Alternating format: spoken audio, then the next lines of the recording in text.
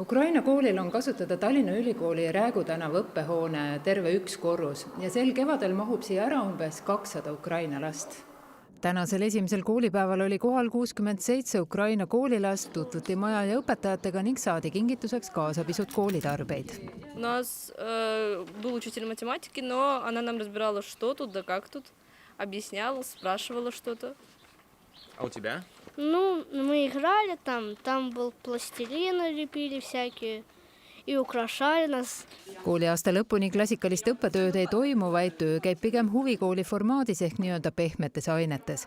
Lastega tegeleb kokku 10 õpetajat. Neist 4 on õpetaja abiametisse palgatud Ukraina pagulaste hulgas, kes kodumaal pedagoogi ametit pidanud.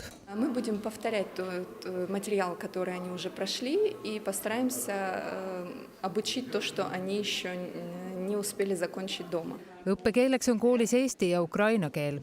Kui igal rühmal on oma ukraina õpetaja, siis eesti õpetajad annavad eesti keeles kunsti, robootikat, liikumist ja eesti keelt. Meil on praegu väga palju selliseid entusiastlikke inimesi, kes on tegelikult kõik õpetaja haridusega, aga võib-olla igapäevased õpetajad ei ole, et siis nemad on tulnud siia meile appi praegu, et kes on siis kuskil keeltekoolis võib-olla olnud rohkem õpetaja või kes on kuskil mujal, aga nemad on siis need, kes on tulnud nagu ütleme, et nad ei ole nagu päris kuskil koolist, me ei võtnud kedagi ära. Ukraina kool on Tallinna Lilleküla gümnaasiumi filiaal. Praegu on koolil tasuta kasutada Tallinna Ülikooli Räägu tänava õppehoone üks korrus.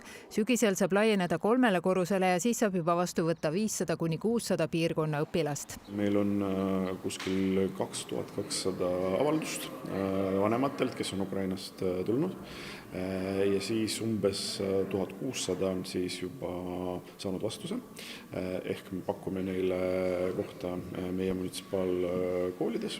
Iseenesest loomulikult see kool üksi ei lahenda kogu probleemi ära, aga see kindlasti leevendab seda. 1. septembrist alustatakse Ukraina koolis õppetööd juba Eesti õppekava järgi.